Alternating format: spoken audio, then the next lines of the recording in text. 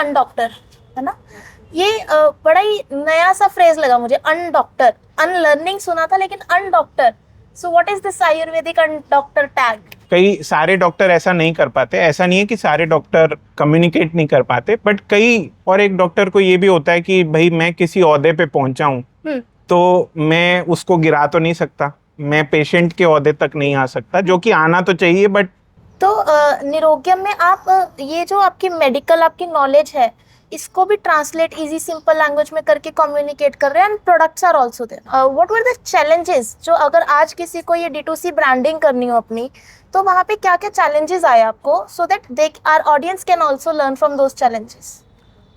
साक्षी, challenge अगर मैं सच बोलूं तो उस टाइम पे उतने चैलेंजेस नहीं थे जितने आज होते हैं। उस टाइम PPC भी, there was no Google PPC, right? Okay. There was something called goto.com which became Overture, फिर याहू, फिर ऐसे गूगल बहुत लेट आया, फेसबुक नहीं होता था, ये सब चीजें नहीं होती थी, तो वो बहुत ही वर्जिन टेरिटरी थी जिसमें हमने काम शुरू किया। आयुर्वेदिक अनडॉक्टर, है ना? ये बड़ा ही नया सा फ्रेज लगा मुझे, अनडॉक्टर। अनलर्निंग सुना था, लेकिन undoctor. So what is this Ayurvedic undoctor tag?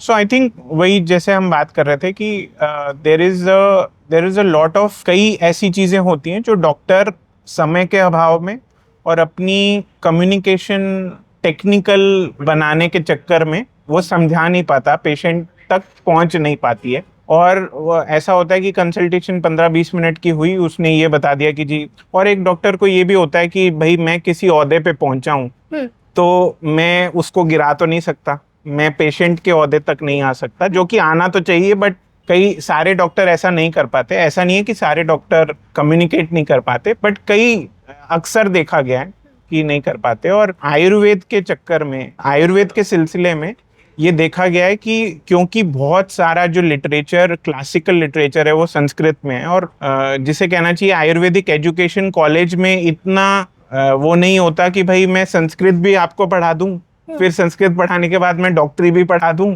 और उसके बाद ये भी बता दूं कि पेशेंट से कैसे बात करनी है। तो मेरे को ऐसा लगता है कि मेडिकल कॉलेजेस में डॉक्टरी तो सिखा देते हैं, बट कम्युनिकेशन स्किल्स डेवलप नहीं होती हैं, या मार्केटिंग या अपने आप को आउट देयर रखना, वो नहीं होता है। तो जब मैं लोगों से बात करता था तो वो कहते थे यार पुनीत, तुम्हारी बात समझ आ जाती है पर डॉक्टर की नहीं आती है, सेम बात। तो फिर मैंने सोचा कि हाँ, एक गैप तो ब्रिज करना पड़ेगा, और क्योंकि मेरी बात समझ आ जाती है पर मैं डॉक्टर नहीं हूँ, तो मैंने सोचा कि डॉक्टर जो नहीं होता वो कौन होता है। तो किसी ने बोला कि यार you are undoctoring what the doctor has said. तो that is how I thought कि भाई चलो एक क्यूरियोसिटी से एक भी लोगों को लगेगा, तो let me call myself Ayurvedic undoctor. It is also safe, और ऐसा नहीं है कि भाई मेरे को कोई क्लेम करना पड़ेगा, और मैं एक सेफ एरिया में और लोगों की तरफ, मैं पेशेंट की तरफ, राइट, मैं मतलब उसके साथ आया हूँ। लेट से आप पेशेंट, खुदा ना खास्ता आप डॉक्टर के पास जाते हो, तो मैं आपकी तरफ से बात कर रहा हूँ, राइट? हाँ। मैं उनकी तरफ से बात नहीं कर रहा हूँ। बिल्कुल। तो मुझे लगता है शायद मेडिकल कॉलेजेस में चाहे 4 साल की डिग्री को 4.5 की कर दे, लेकिन लास्ट में डिलीवरी या कम्युनिकेशन या ह्यूमन साइकोलॉजी पे भी और डिटेल में बात हो जाए। हाँ, या ना भी करें 4.5 साल की। मैं कहता हूँ कि एक छोटा सा टॉपिक अगर आप इंट्रोड्यूस करेंगे, एक आधी क्लास करने में इतना कोई लंबा चौड़ा कोई काम नहीं होने वाला। आप अगर डॉक्टर कम्युनिकेट ना कर पाए तो उसकी सारी विद्या व्यर्थ है ना। और अगर वो कम्युनिकेट कर पा रहा है तो एक एवरेज डॉक्टर भी जितना पेशेंट का दिल जीत सकता है, अगर अगर आपने 10-15 मिनट में मेरा दिल नहीं जीता तो मैं तो कहूँगा यार ये डॉक्टर मेरे से बात नहीं कर पाया, राइट? आपको कोई सर्दी जुकाम हुआ है और मैं आपको ये ना समझा पाऊँ कि आपको भाप लेनी चाहिए, बिल्कुल इतनी सिंपल सी चीज, तो आप कहोगे यार अरे इसने तो भाप ही लिख दिया, इसने तो पर्चा नहीं दिया। ऐसा भी होता है ना। तो ये बात है कि भाप क्यों लेनी चाहिए। हाँ बिल्कुल, लाइक व्हाई आयुर्वेदा ओनली, क्योंकि ये प्रॉब्लम तो होम्योपैथी या एलोपैथी के डॉक्टर्स और वहाँ पे पेशेंट्स के ब्रिज में भी आती है, बट आपने इसको आयुर्वेदिक अनडॉक्टर बोला, तो व्हाई दैट आयुर्वेदा? मैं क्योंकि उस पेशे में था, और मैं कैसे पहुंचा मैं थोड़ा आपको स्टेप बैक करके बताता हूँ कि भाई मैं, जैसे हम बात कर रहे थे कि 1995 में मैं वो चीज़ें करता था जो लोगों को पहला I used to make websites. क्योंकि 1995 में इंटरनेट इंडिया में आया और हमने वेबसाइट, वो जो 5-6 पेज की एक बेसिक ढांचे वाली वेबसाइट होती है, वो हमने बनाना शुरू किया। और इसी दौरान मेरे साथ मेरे संपर्क में एक डॉक्टर आई। उन्होंने वो कुछ एक करेले के बीज से कुछ बनाती थी, तो उन्होंने बोला कि भाई मैं ये बनाती हूँ, मेरे को पूरी दुनिया को बताना है। मैंने कहा ठीक है जी, हम वेबसाइट बना के बता देंगे। फिर उन्होंने ऐसा 2-3 साल बाद मुझे बोला कि आप इसको बेचो, इस दवाई को। मैंने कहा जी मैं दवाई तो बेचता नहीं हूँ, मैं तो वेबसाइट बनाता हूँ। बट वो कोइंसिडेंस क्या हुआ कि मेरा काम भी मेरे फादर साहब का काम उतना अच्छा नहीं चल रहा था और इतने में ये ऑफर आया, तो ये एक कहीं ना कहीं मैच कर गया। तो फादर साहब ने कहा कि भाई तुम वेबसाइट बनाते हो, बट वो बोल रही है अगर कोई अपॉर्चुनिटी सामने से आई है तो कुछ जैसे एक डिवाइन इंटरवेंशन होता है वो हुआ होगा, तुम जाके बात कर लो। तो इस तरीके से मैंने उनको हाँ करी। और वो क्या होता है ना कि जब आपके सबसे मुश्किल घड़ी में कोई अपॉर्चुनिटी से आपको कुछ पैसा मिलना शुरू होता है, तो फिर आप एक क्यूरियोसिटी बढ़ जाती है, एक रुझान उसकी तरफ चला जाता है। उस तरीके से मैं आयुर्वेद को समझना शुरू किया। और फिर कि एक प्रोडक्ट लिया, फिर दूसरा लिया, फिर ऐसे करते करते हमने कुछ 15-20 प्रोडक्ट हमने करने चालू किए। क्योंकि उस टाइम पे इंडिया में ई-कॉमर्स नहीं होता था, तो हमने बाहर से चालू किया। और बाहर से उस टाइम बिल्कुल वर्जिन टेरिटरी थी और ई-कॉमर्स भी बहुत ही, बाहर भी एक नया ही था, तो सब कुछ ही नया। पीपीसी की क्लिक्स उस टाइम पे 10 सेंट की, 20 सेंट की होती थी। तो उस तरीके से जब हमने चालू किया तो वो अच्छा फेज था to set up the business, and that is how I initiated myself in Ayurveda. तो अब अगेन अ कोइंसिडेंस, और आई वुड से कि भाई भगवान की मेहर है कि मेरे कज़न हैं जो कि एक बूटी होती है गूगल, जिसे गम बोलते हैं, राइट। तो वो अमृतसर में थे और उन्होंने कहा कि यार ले की काम कितना यार, तू मेरे को ले लेना, गूगल से मेरे को ले लेना। हाँ, तो मैंने कहा अच्छा ठीक है। फिर हमने उनसे कुछ चीज़ें लेनी शुरू की। तो उस तरीके से फिर मैं धीरे धीरे जब मैं इसको पढ़ना चालू किया तो मेरे को समझ आने लगा। फिर ऐसे ही काम करते रहे। तो it was not a choice, conscious choice कि मुझे आयुर्वेद में ही ऐसा कुछ करना है, ऐसा करना है। बट मेरे को लगता है कि इट क्लिक्ड। हाँ, वो आ गया उस टाइम पे, जो भी भगवान ने जिससे बाहर निकालना था, राइट। ठीक है, तो इसी के थ्रू ये निरोग्यम आपने 2000 में स्टार्ट। हाँ, तो मैंने उस टाइम पे हमने जो पहली वेबसाइट शुरू की जहाँ हम ये सारी जड़ी बूटियां बेचते थे, वो था हर्ब्स कैन क्योर। तो herbscancure.com। तो काफ़ी देर तक हम उसको 8-10 साल तक उसको वैसे चलाया। माइक्रो वेबसाइट्स बनाते थे एक पेज की, कि भाई अगर एक प्रोडक्ट हमने ऑनबोर्ड किया है तो उसकी एक अपनी 1 पेज, उस टाइम पे वो 1 पेज की वेबसाइट्स चलती थी, अफिलिएट। Correct, exactly. तो उस टाइम पे एक माइक्रो 1 पेज वेबसाइट चलती थी, तो वो हमने किया। उसके बाद कुछ ऐसा हुआ कि मैं बैंगलोर शिफ्ट हो गया। तो वहाँ स्टार्टअप कल्चर था, तो सबने कहा अरे भाई मैं चाहता था कि मैं इससे थोड़ा सा हटके कुछ और करूं, इसलिए मैं बैंगलोर गया था। बट जब मैं जिससे भी बैंगलोर में बात करता था, वो बोलते थे अरे यार तुम तो वो कर रहे हो जो आगे जाकर बहुत बड़ा होने वाला है, तो आपको तो स्टार्टअप लगाना चाहिए और इन्वेस्टमेंट रेज करनी चाहिए और ये करना चाहिए। मैं कहा चलो भाई जो हम कर रहे हैं वही करें। तो तब मैंने प्राइवेट लिमिटेड कंपनी बनाई, तो फिर उसके लिए नाम चाहिए था। तो तब मैंने वो जो मेरी प्रोप्राइटरशिप कंपनी थी उसको मैंने निरोगम में कन्वर्ट किया, जो कि प्राइवेट लिमिटेड। राइट। तो अभी ये 25 साल का सफर है जो like it's just started with website, digital marketing, और कुछ एक टकराव हुआ, किसी ने करेले के बीजों को वेबसाइट बनाने के लिए किया और वहाँ से उसकी आपने मार्केटिंग शुरू करी और वहाँ से वो आप धीरे धीरे उसको एक्सप्लोर करते गए एंड दैट कन्वर्टेड टू निरोग्यम, और बेंगलोर में जाके निरोग्यम आपने सेटअप किया। Now what were the challenges, जो अगर आज किसी को ये D2C ब्रांडिंग करनी हो अपनी, तो वहाँ पे क्या क्या चैलेंजेस आए आपको, so that our audience can also learn from those challenges. Sakshi, challenge अगर मैं सच बोलूं तो उस टाइम पे उतने चैलेंजेस नहीं थे जितने आज होते हैं। तो we had a lucky phase कि भाई उस टाइम पे कोई ऐसा, it was a virgin market, तो उस टाइम पे कोई चैलेंज नहीं था ज़्यादा। हमारे को चैलेंज क्या होते थे कि प्रोक्योरमेंट, कोई अच्छा सामान बना पाएगा कि नहीं बना पाएगा।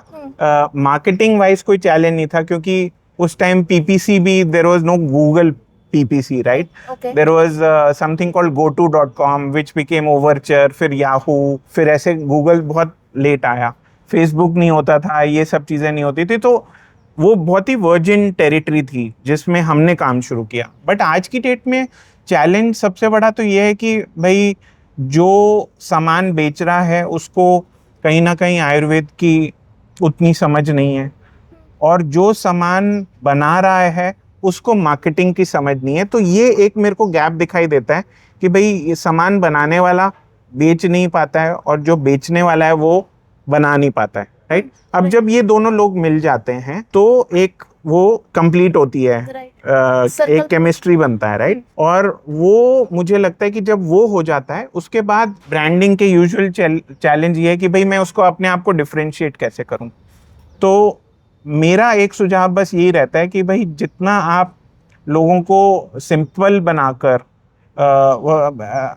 हम क्या कर रहे हैं कि जो आयुर्वेदिक प्रोडक्ट्स हैं उनको ज़्यादा प्रमोट करते हैं, बट ये नहीं बता पाते कि लोग इसको लें क्यों। तो वहाँ भाई कि मेरे को अगर कोई चीज़ चाहिए, मैंने आपको ये बोला कि ये सबको खानी चाहिए, ऐसा तो नहीं है, राइट? आपका शरीर किसी तरीके से काम करता है, मेरा कुछ और तरीके से काम करता है, जो चीज़ आपको चाहिए वो मुझे नहीं चाहिए। तो वो समझाना इटसेल्फ इज ब्रांडिंग, राइट? इन अ वे कि भाई जब आप ट्रस्ट बिल्ड कर रहे हो, अगर ब्रांड बना रहे हो तो एक कम्युनिकेटिंग के थ्रू ही बना रहे हो ना। तो जब आप कम्युनिकेट करते हो कि भाई इसलिए ये चीज़ लेनी चाहिए, इसलिए नहीं लेनी चाहिए। और आज मेरे को लगता है कि don'ts are more important than do's तो सारे लोग बता रहे हैं, राइट? कि ये करो, ऐसा करो, सारे लोग शिलाजीत खा लें, सारे लोग अश्वगंधा की गमीज खा लें, ये कर लें, वो करें। बट डोंट तो कोई नहीं बताता कि किसके लिए ये जरूरी नहीं है, किसके लिए चाय ठीक नहीं है, किसी के लिए कॉफी ठीक नहीं है, किसी के लिए दूध ठीक नहीं है, राइट? तो वो बताना I think is very important, और सरल भाषा में। तो निरोग्यम में आप ये जो आपकी मेडिकल आपकी नॉलेज है इसको भी ट्रांसलेट इजी सिंपल लैंग्वेज में करके कम्युनिकेट कर रहे हैं, and products are also there, right?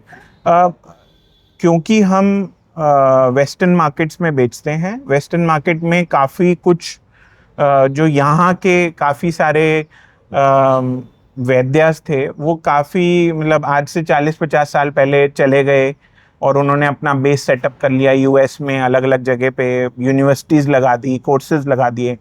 तो अंग्रेज़ों को हमारे से ज़्यादा आज की डेट में नॉलेज है कि भाई ये क्यों यूज़ करना चाहिए और ये क्यों नहीं करना चाहिए।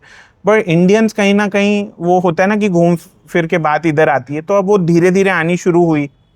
तो वो धीरे धीरे हो रहा है। मेरे को लगता है कि वो एक सरकारी तौर पे भी ना, अभी मिनिस्ट्री ऑफ आयुष बना है, पहले डिपार्टमेंट ही होता था एक, तो अब वो उन्होंने इनिशिएटिव्स लेने चालू किए हैं।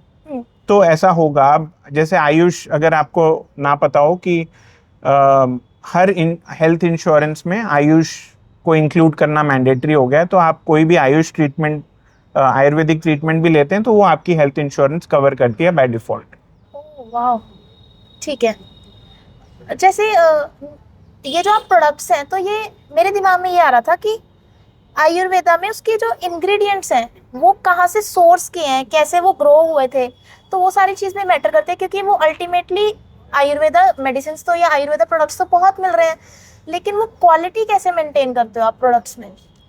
तो एक होता है, अलग अलग चीज़ें हैं भाई। आप एक तो कई चीज़ें हैं जो वाइल्ड है, वाइल्डली हार्वेस्टेड, कि भाई ये जंगल में नेचुरली ग्रो करती हैं, राइट? उसे बोलते हैं वाइल्ड हार्वेस्टेड, और वो नेचुरली ऑर्गेनिक है, ठीक है? क्योंकि भाई उनमें तो कोई खाद नहीं डली ना, उनमें तो कोई कोई केमिकल नहीं डाला, वो अपने आप ही ग्रो कर रहे हैं। तो एक वो है कि आप हार्वेस्ट उनको कर रहे हो, वो लुप्त हो रही हैं धीरे धीरे। और कुछ चीज़ें हैं जो खुद आप ग्रो कर सकते हो। जब आप खुद ग्रो करते हो तो एक तो है कि आप किसान से ही आपने वो चीज़ ले ली जिसने वो ग्रो की, और एक है आपने मंडी से ले ली। मुझे, हम जितना कोशिश करें हम उसको बैकवर्ड लिंकेजेस में जाएं, उसको लिंक करें, बैकवर्ड इंटीग्रेशन करें कि भाई हम सीधा ग्रोअर से प्रोक्योर कर रहे हैं, उतना आपको प्योरिटी मिलेगी, राइट। बट अगर आप मंडी से लेते हो तो मंडी में यूजुअली ऐसा देखा गया है कि जो अच्छी चीज़ है वो तो चली गई बाहर, और जो कूड़ा नीचे का जो छान के जो रह गया वो इधर रह जाता है, जो कि दैट इज अ प्रॉब्लम कि भाई लोग कितना कुछ कूड़ा डाल रहे हैं। क्योंकि मैं देखता हूँ कि जितने प्राइस पॉइंट पे आज की डेट में आयुर्वेदिक दवाई बिकती है वो असली चीज से तो बिक नहीं सकती है। और मेरा ये मैं कहूँगा कि ये एक टॉल क्लेम है, और मैं कह सकता हूँ कि अगले 5 साल में आपको आयुर्वेदिक दवाइयों में एक बहुत बड़ी, जैसे जैसे लोग सतर्क होंगे, प्राइस करेक्शन दिखाई देगी। जो घी 200 रुपये किलो बिकता था आज 2000 रुपये किलो बिकता है। क्यों? क्योंकि आप देसी गाय का लो, A2 लो, बिलोना लो, ये लो वो लो, राइट। पहले भी बिलोना घी होता था, ऐसा तो नहीं है। तो वो 200 का 2000 क्यों हो गया? क्योंकि just to separate the noise from quality, right. तो वो मेरे को ऐसा दिखता है कि अगर हम ये खुद अपनी चीजें उगाना शुरू नहीं करेंगे, जो कि सबके लिए पॉसिबल नहीं है, इसमें भी प्राइस करेक्शन आने वाली है। तो जैसे अगर मैं इसको ऐसे जो स्टार्ट करने वाले हैं, मंडी में आप कह रहे हैं कि कूड़ा बचा है और खुद हम ग्रो नहीं कर सकते क्योंकि इतनी लैंड चाहिए, इतना एफर्ट चाहिए, वो सब नहीं हो सकता। तो ये तो एक मतलब नॉर्मल चैलेंज रहता ही होगा फिर इस इंडस्ट्री में। नॉर्मल चैलेंज, उसको खत्म करने का एक ही तरीका है ना कि आपकी टीम में एक जानकार होना चाहिए, राइट। तो मेरे को ऐसा दिखता है कि इतने सारे D2C ब्रांड्स आ गए, उनको अपनी बेचने की होड़ में उनको ये नहीं दिखता है कि भाई मेरे को अपना टेक्निकल साइड भी स्ट्रेंथन करना है। तो मैं कई देखता हूँ कि इतने सारे कंपनीज हैं जिसमें आयुर्वेदिक डॉक्टर्स नहीं है, या कोई स्कॉलर नहीं है, या जड़ी बूटियों को जानने वाला एक हॉर्टिकल्चरिस्ट हो, कोई बॉटनिस्ट हो। भाई आपकी टीम पे कोई कम से कम पेड़ पौधे पहचानने वाला तो होना चाहिए कि भाई अश्वगंधा किसको कहते हैं, बिल्कुल, गूगल किसको कहते हैं, नीम किसको कहते हैं। सो पुनीत, जैसे बहुत सारे मैन्युफैक्चरर्स हैं जिनको D2C ब्रांड में उतरना है, they want to establish a D2C brand, और आपका इसमें 25 साल का एक्सपीरियंस है, तो what would you suggest them? I think मैं जिन लोगों से बात करता हूँ, उस कमिंग फ्रॉम दैट एक्सपीरियंस, मेरे को ऐसा लगता है कि आज की डेट में मैन्युफैक्चरर के पास एक नो हाउ है, ठीक है, उसके पास एक टीम है जो कि ऑलरेडी, भाई कोई अगर फैक्ट्री लगाता है, कोई एक प्रोडक्शन यूनिट लगाता है, तो ऐसा नहीं है कि उसने हवा में लगा दिया, राइट। उसके पास एक नो हाउ है, और वो सोचते हैं कि D2C is something else, alien. It is a different game, कि भाई ये D2C कुछ नई चीज आई है जो मुझे सीखनी पड़ेगी। But D2C is essentially direct to consumer, कि आप डायरेक्टली कंज्यूमर से बात कर रहे हो। तो उसके, अब अगर आयुर्वेद को आपको घर तक पहुंचाना है, तो मेरा सुझाव ये रहेगा कि भाई आप अपना दिमाग लगाना बंद कर दीजिए। जो आपको आयुर्वेद के ग्रंथों ने आपको जो चीजें दी हैं उन्हीं को यूज कीजिए। तो एक होता है क्लासिकल मेडिसिन और एक होता है प्रोप्राइटरी मेडिसिन, जैसे जेनेरिक और प्रोप्राइटरी, राइट। कि पैरासिटामोल जेनेरिक है, पर अगर उसको क्रोसिन बोल दें तो वो प्रोप्राइटरी हो गई, राइट, क्योंकि आपने अपना उसका नाम दे दिया। उसी तरीके से मेरे को लगता है कि आयुर्वेद में ये चीज़ होनी चाहिए कि अगर मैं आज की डेट में जो जेनेरिक दवाइयाँ हैं वही बिक रही हैं अलग अलग ब्रांड से। फॉर एग्जाम्पल शिलाजीत है, शिलाजीत एक जेनेरिक चीज़ है, नेचुरली अकरिंग है, उसमें किसी का ट्रेडमार्क नहीं है, राइट। पर मैं कहता हूँ कि मैं डाबर का शिलाजीत लूँगा, मैं बैद्यनाथ का लूँगा, मैं पुनीत का लूँगा, मैं साक्षी का लूँगा, ऐसे ये अलग अलग ब्रांड्स हो गए। उसी तरीके से अश्वगंधा है, उसी तरीके से नीम है।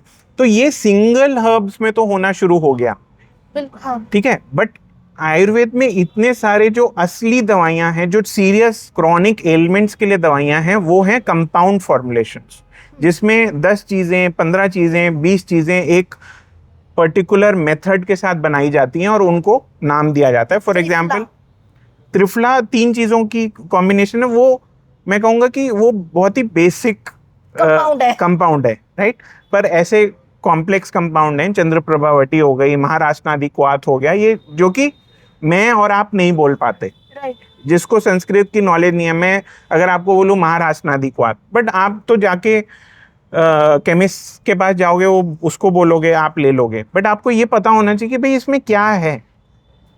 तो जो मेरा सुझाव है मैन्युफैक्चरर को कि आप जाइए कंज्यूमर मार्केट में जाइए, पर महाराष्ट्रादि क्वाथ को आप ये कर सकते हो कि MQ20, राइट।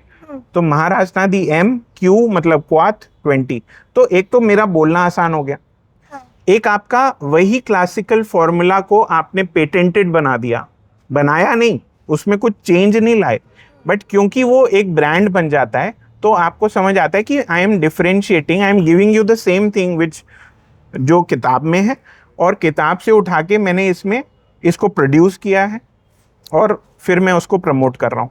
तो इतना ही करना काफ़ी होता है, बजाय कि मैं क्या कहूँ कि महाराष्ट्रादि क्वाथ लिया, उसमें मैंने अपना तिगड़म लगाया, अपना दिमाग लगाया। अरे भाई वो लगाने की ज़रूरत नहीं है, जो संतों ने लगा दिया वो उतना काफ़ी है, और जो दवाई काम करनी है वही काम करेगी उसमें। हाँ, मतलब आपने कुछ ऐड किया तो उसका सडनली एक टाइम टेस्टेड दवाई को आपने अनटेस्टेड बना दिया, राइट। अपनी चीज़ ऐड करके, राइट, ठीक है।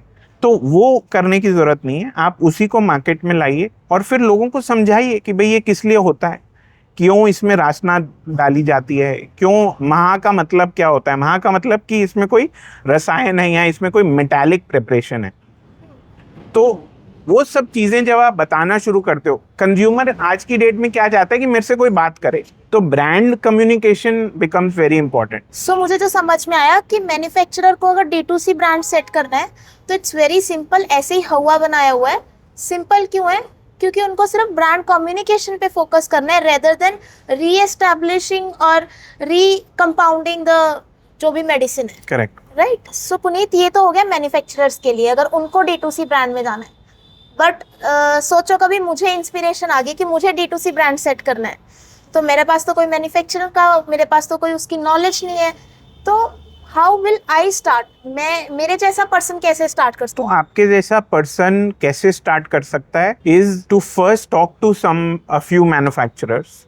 अगर आप कहते हो जी मैं तो किसी मैन्युफैक्चरर को नहीं जानती, तो आप पढ़ना तो चालू करोगे। सबसे पहले तो अपना क्यूरियोसिटी लेवल, जो जिज्ञासा को बढ़ाना पड़ेगा आपको। जब आप जिज्ञासा बढ़ाएंगी तो ऑब्वियसली मेरे जैसे ऐसे कोई लोग आपके सामने कहीं ना कहीं घूम फिर के आ जाएंगे। फिर आप ऐसे लोगों से बात करेंगे तो आपको पता चलेगा कि अच्छा ठीक है, ये ऐसा कुछ ढांचा होता है आयुर्वेद में, राइट, जो फिलॉसफी, जो बेसिक प्रिंसिपल्स हैं। क्योंकि जब तक आप बेसिक प्रिंसिपल नहीं समझोगे और आप सोचोगे कि मेरे को बस बेचना है, राइट, दैट बेचना will fizzle out after some time, क्योंकि भाई आपने उसके नीचे जो फाउंडेशन है उसकी कोई प्रॉब्लम सॉल्व नहीं की। तो प्रॉब्लम आप क्या सॉल्व कर रहे हो कि भाई आप जो पीड़ित है उसकी सेवा ही कर रहे हो ना एक तरह से। जब भाई करने को तो आप कोई भी धंधा कर सकते हो, बट जब आप कोई हेल्थ का कोई बिजनेस करते हो तो आप पीड़ित का एक उसकी प्रॉब्लम, एक पेन पॉइंट सॉल्व कर रहे हो। तो आप पहले तो यही सोचो कि यार मेरे को ऐसी क्या चीज़ है, मेरी ज़िंदगी में ऐसे कोई मेरे सामने 20-25 लोग हैं, उसमें कौन सी एक ऐसी चीज़ है जो मेरे को लगता है कि यार अगर मैं इसकी मदद कर पाती, राइट। तो आप उस प्रॉब्लम को पकड़ो। जैसे फॉर एग्जांपल एक फाउंडर को मैं जानता हूँ जिन्होंने एक पर्टिकुलर प्रॉब्लम को पकड़ा, वो था PCOD, राइट। तो उन्होंने PCOD का प्रोडक्ट और उसी पे रिसर्च कर डाली कि भाई हम तो यही करेंगे। उसके बाद आप डाइवर्सिफाई करोगे, राइट। तो एक प्रॉब्लम को पकड़ के उसके बारे में जानकर आयुर्वेद उसको कैसे सॉल्व करता है, और फिर प्रोडक्ट बनाना इतना मुश्किल नहीं है, लोग ऑलरेडी बना रहे हैं। बट मेरे को घुमा फिरा के ये लगता है कि जब आप क्यूरियोसिटी आपकी बढ़ जाती है ना, तो आपके लिए सोल्यूशन सामने दिखना चालू हो जाता है। और आप बात करके ही, ऐसा नहीं है कि आप मैन्युफैक्चरर्स को एक्सेस नहीं कर सकते। मेरा काम एज एन आयुर्वेदिक अनडॉक्टर यही रहा है कि भाई मैं ब्रांड्स और मार्केटर्स और मैन्युफैक्चरर के बीच में ब्रिज बन सकूं, पेशेंट और डॉक्टर के बीच में ब्रिज बन सकूं। तो ये जब ब्रिज होगा, क्योंकि आप अगर मेरे से मेरा गोल पूछोगे तो मैं चाहता हूं कि 5वीं कक्षा का जो बच्चा है ना, वो ये जान पाए कि मेरा शरीर कैसे ऑपरेट करता है एज पर आयुर्वेद, राइट। पर वो 30 तो तब होगी जब सारे लोग उसके बारे में बात कर रहे होंगे, राइट। आप मेरे को बोल सकते हो कि अच्छा ये आपने पित्त वाली बात कर दी है, ये मैं कफ नेचर का हूँ, राइट। तो वो तो हम तभी जान पाएंगे जब हम सारे उसके बारे में बात कर रहे हैं। तो वो एक कड़ी तो एक रोल तो मैं ही निभाता हूँ इसी तरीके से। तो जब आप भी ऐसा कुछ करना चाहते हो तो आपको पहले बेसिक त्रिदोषा थ्योरी जो है वो पढ़नी चाहिए। उसके बाद जब आप पढ़ना चालू करोगे तो बहुत लोग आपके राह में आ जाएंगे। ठीक है, बहुत ही बढ़िया एडवाइस। सो मुझे ये समझ में आ गया कि D2C अगर ब्रांड में मुझे जाना है तो मैं कैसे जा सकती हूँ, बट कौन सी मार्केट चूज करनी चाहिए? क्या इंडिया की मार्केट में इसका स्कोप है, या US की मार्केट या बाहर की मार्केट एक्सप्लोर करनी चाहिए? तो what is your take on this? I think Sakshi, market तो अभी सारी ही, हालांकि आप कहोगे कि आप 25 साल से धंधा कर रहे हो, अभी भी आप ये कह रहे हो कि सारी मार्केट्स वर्जिन है, वो इसलिए हैं क्योंकि अभी भाई बाहर की मार्केट्स ने तो इसलिए पेनिट्रेट नहीं करने दिया कि वहाँ एक ड्रग मैन्युफैक्चरर्स की लॉबी है, राइट। और इंडिया की मार्केट में इसलिए वो एक बहुत ही क्लोज सर्कल में रहा क्योंकि इंडिया बहुत ही आकर्षित है वेस्टर्न मेडिसिन से, मॉडर्न मेडिसिन से। तो अभी इंडिया में भी धीरे धीरे अपनाया जा रहा है और बाहर भी अपनाया जा रहा है। और औषधि जो है ना, मतलब ये आयुर्वेद के 3 जैसे ट्राइपॉड है ये, राइट, उसी तरीके से एक ट्रायंगल है आयुर्वेद में कि आहार विहार औषधि। जो रामदेव जी ने किया या जो राजीव दीक्षित जी ने किया वो था कि भाई मैं आहार और विहार के बेसिस पे लोगों को जागृत करूं, राइट। औषधि का काम तब तक नहीं होता जब तक आप आहार विहार को ठीक ना कर लो, ठीक है। और अगर आहार विहार ठीक नहीं है तो भाई औषधि काम ही नहीं कर पाएगी, राइट। तो जहाँ तक मेडिकल प्रोडक्ट्स की, सप्लीमेंट्स की, मेडिसिन्स की बात है, वो अभी भी इंडिया लार्जली वर्जिन है। जो आज की डेट में भी बिक रहा है वो लाइफस्टाइल प्रोडक्ट हैं, टूथपेस्ट हो गए, क्रीम्स हो गई, कॉस्मेटिक्स हो गए, टॉपिकल नेचर वाली प्रोडक्ट्स हैं। ज़्यादा मेडिसिन, और मेडिसिन भी मेडिसिन नहीं है, वो उसको सप्लीमेंट के तौर पे बेचा जा रहा है कि भाई आपका आप ब्रेकफास्ट सीरियल लेते हो, उसके साथ ये भी खा लो, त्रिफला भी ले लो, नीम भी ले लो, नीम डिटॉक्सिफाई करता है। बट आज आपको अगर पूछें कि भाई आपको अगर कोई इमरजेंसी आती है, क्या आपको पता है कि आसपास 20 किलोमीटर के रेडियस में कौन सा आयुर्वेदिक हॉस्पिटल है? नहीं है, राइट। तो ये अभी बहुत ज़्यादा स्कोप है इंडिया में। बाहर थोड़ा सा मेच्योर इसलिए है क्योंकि बाहर बहुत सारे प्रैक्टिशनर्स हैं जो जिम्मा उठा के बात करते हैं लोगों से, उनका एक नेचुरल हेल्थ की तरफ रुझान है। इंडिया में अभी वो धीरे धीरे आ रहा है, पिछले 10 साल से बड़ा है, और पिछले 5 साल से थोड़ा और एम्पलीफाई हो गया बिकॉज सबको कोविड का झटका लगा, तो सबने कहा कि भाई हम ये भी करेंगे, हम वो भी करेंगे, तुलसी नीम काढ़ा ये वो सब करेंगे, राइट। तो अभी स्कोप बहुत है। आज की डेट में करीबन 10,000 करोड़ की मार्केट है आयुर्वेद की। ये आंकड़े आपको इंटरनेट पे मिल जाएंगे। और अगर वो 15% पे भी ग्रो कर रही है तो करीबन 5-6 साल में 5 साल में वो डबल हो रही है, तो 10,000 से 20,000 करोड़, 20,000, स्कोप बहुत है। आपको ये देखना है कि मार्केट, मेरे को इतना मार्केट साइज का फिक्र नहीं है जितना आपको ये फिक्र होना चाहिए कि मेरा सेट ऑफ प्रोडक्ट्स क्या होने चाहिए। सेट ऑफ प्रोडक्ट्स लाइक कि भाई मैं किस किस प्रॉब्लम को सॉल्व कर रही हूँ। एक है तो 2 पाथ्स हैं इसमें। एक पाथ ये है कि मैं जनरल लाइफस्टाइल OTC प्रोडक्ट्स में जाना चाहती हूँ कि भाई जो आम जिंदगी में जो छोटी छोटी बीमारियां आती हैं उनको मैं सॉल्व करना चाहती हूँ। और दूसरा है कि मैं एक बहुत ही सीरियस क्रॉनिक एलिमेंट्स को जिसका कोई इलाज नहीं है मॉडर्न मेडिसिन में, उसको सॉल्व करना चाहता हूँ। तो पहले तो ये 2 पाथ में एक पाथ आपको चुननी चाहिए। जब आप इस पाथ को चुनते हो तो ऑब्वियसली आपका टेक्निकल नो हाउ बढ़ जाता है। इसके लिए, इस पाथ के लिए आपके पास बहुत ही सारे private labelers, white labelers, contract manufacturers available हैं, जो कि ऑलरेडी वो बोलते हैं जी कि हम अश्वगंधा 20 कंपनियों के लिए बना रहे हैं तो 21वीं कंपनी के लिए भी बना देंगे, राइट। वो उसमें आपका मार्केटिंग एंगल ज़्यादा है, जो कि आप, अगर जैसे आपने पूछा कि भाई मार्केटर कैसे वो शुरू कर सकता है, तो मार्केटर को ये तो पता है कि भाई मेरे को कुछ भी मिल जाए और मेरे को ये समझ आ जाए कि इसका कॉन्टेक्स्ट क्या है, इसका पर्पस क्या है, तो मैं उसको प्रमोट कर सकता हूँ, जो कि कर रहे हैं। कई सिंगल लोन इन्फ्लुएंसर्स भी इंस्टाग्राम पे प्रमोट कर रहे हैं कि देखो जी ये मेरा दूध है, ये मेरा घी है, ये मेरा प्रोडक्ट है, राइट। और जब आप सीरियस एलिमेंट्स को सॉल्व करते हो तो आपके पास एक टेक्निकल नो हाउ होना चाहिए, उसके पीछे एक साइंटिफिक बैकिंग होनी चाहिए। तो just to give you some technical ground, Dhara online करके एक गवर्नमेंट का डेटाबेस है जिसपे सारी क्लिनिकल रिसर्च आयुर्वेद के मामले में डली हुई है। ओके। ठीक है, और उसमें करीबन 10,000 से भी ज़्यादा टेक्निकल पेपर्स, जिसमें क्लिनिकल ट्रायल्स भी हैं, जिसमें रिसर्च, पीएचडी थीसिस, ये सब कुछ डली हुई हैं, और वो एक सेंट्रल डेटाबेस है। आप अगर उस पे जाते हैं और लेट्स से सर्च करते हैं एस्थमा, तो अस्थमा से रिलेटेड जितनी भी आयुर्वेदिक दवाइयाँ काम करती हैं, जितनी भी थीसिस है, जितना भी रिसर्च पेपर है, वो सब उधर आपको एक सर्चेबल डेटाबेस। तो सबसे पहला तो यही काम होना चाहिए कि मेरी रुचि उसके बारे में बढ़े, और फिर जब आप प्रोडक्ट कॉम्पोजिशन, तो फिर आपको वहाँ से नाम मिलने शुरू होंगे कि भाई इसके लिए ये काम करता है, इसके लिए ये काम करता है, फिर आप उनके नाम के बारे में पढ़ेंगे। तो इसको जिसे एक तरह से स्कटल बटिंग बोलते हैं। क्या बोलते हैं? स्कटल बटिंग। स्कटल बटिंग। हाँ, स्कटल बटिंग मतलब जमीनी तौर पे मैं लोगों से जाके बात कर रही हूँ, कभी मेरे से, जैसे आप मेरे से बात कर रहे हो, वैसे आप 4 लोगों से और बात करोगे, राइट? तो धीरे धीरे आप अपना एक जाल बिछाना शुरू करोगे कि अच्छा इससे इससे इससे मेरे को ये नॉलेज प्राप्त हुई, और फिर मैं एक स्मार्ट मतलब मेरे को कोई बेवकूफ ना बना सके, उसके लिए मेरे को तैयार करना। ग्राउंड वर्क तो हो गया कि देखो पर वो तो पुनीत जी तो ये कह रहे थे, I can cross question then. हाँ, अब जब तक मैं क्रॉस क्वेश्चन नहीं कर सकती तब तक तो मेरे को कोई भी आके कुछ भी पढ़ा के चला जाएगा, राइट?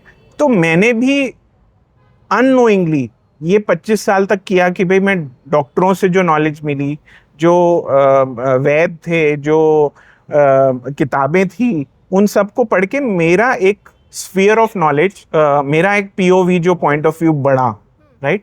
और उसके बाद फिर अब मेरे को आज कोई आके बोले कि नहीं जी इसमें तो ऐसा होता है, तो वो इतनी आसानी से I can critically question them, right? Right.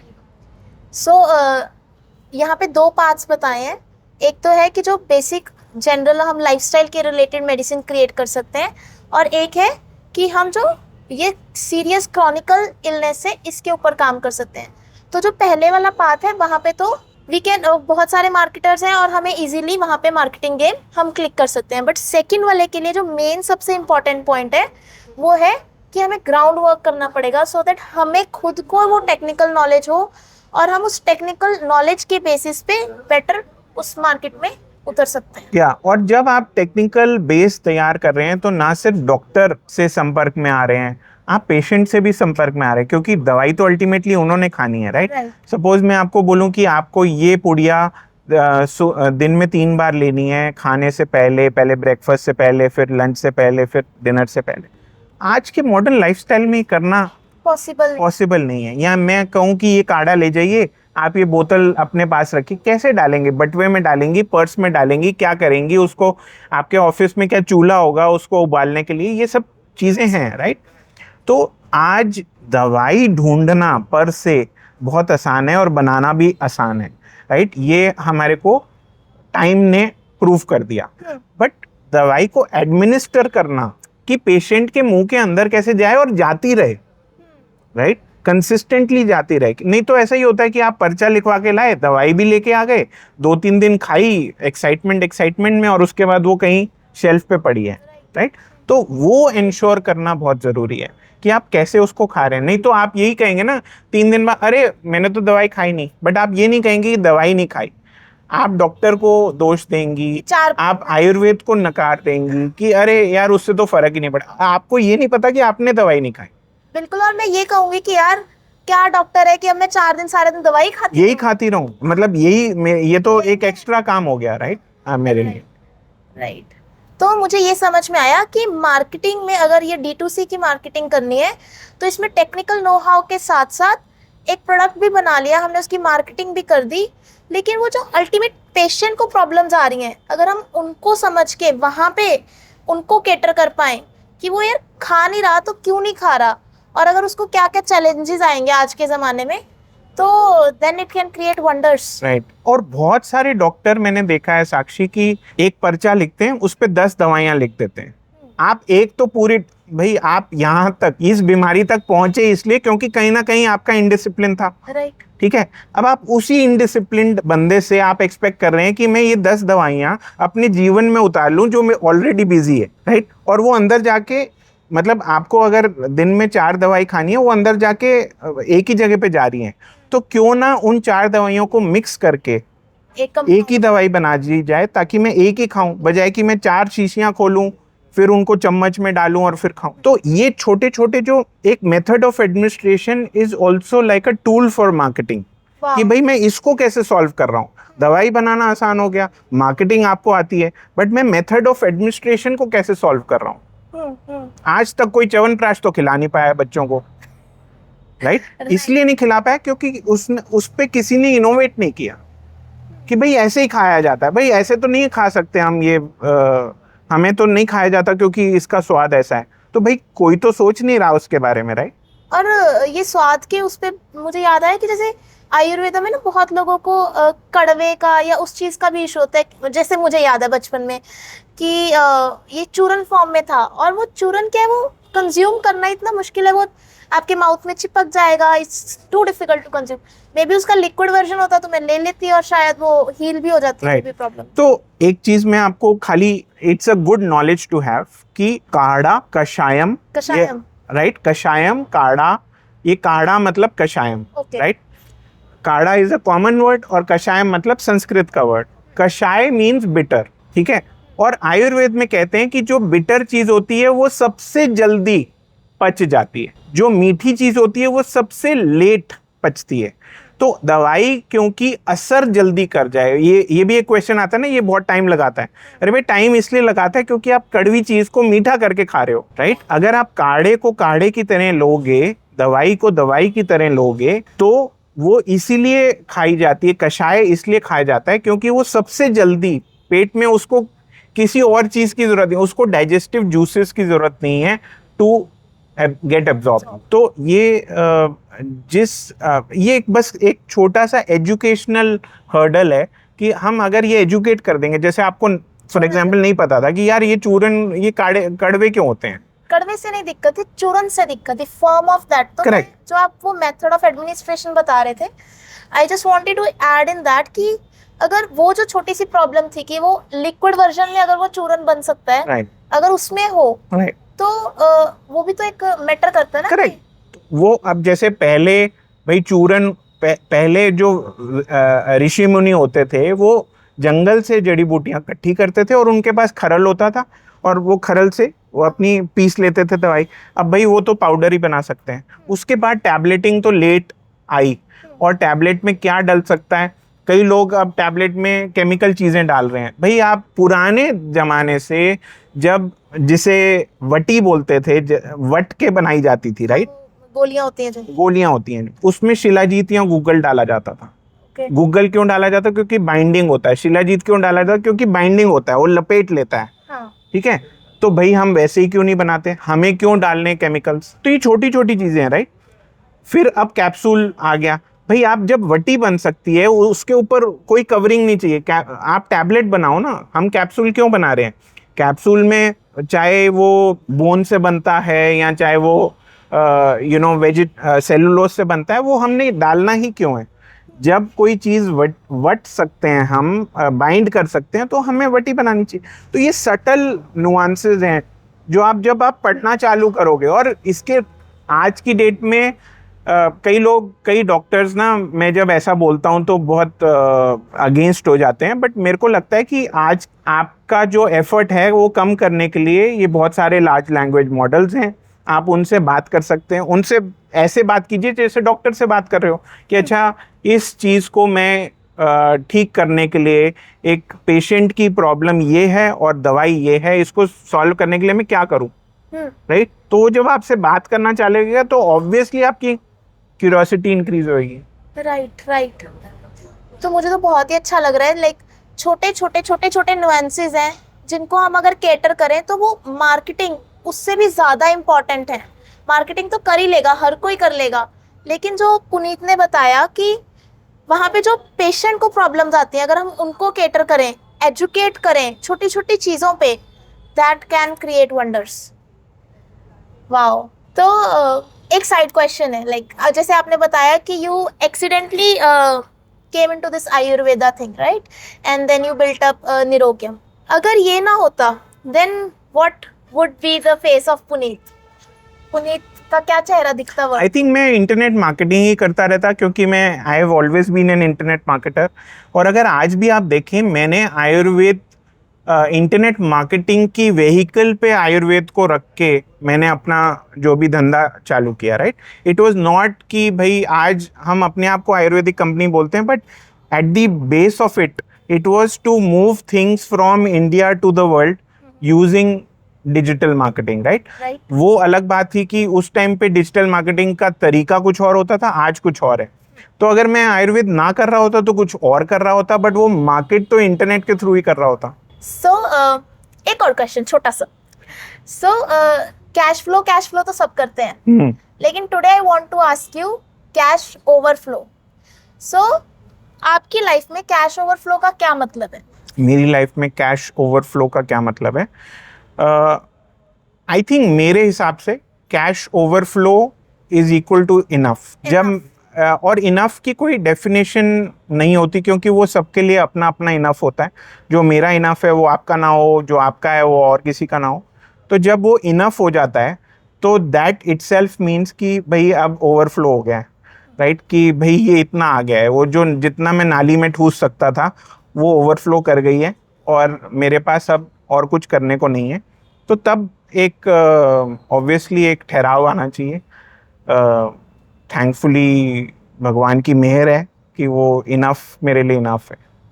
Enough आपके लिए इनफ है। वाओ वाओ, बढ़िया, बहुत ही अच्छा लगा आपसे बात करके। और ये लास्ट लाइन ने तो मेरा दिल छू लिया कि लाइक इनफ मेरे लिए इनफ है, उसके बाद कुछ नहीं। Such a wonderful talk. Thank you for having us. Thank you so much.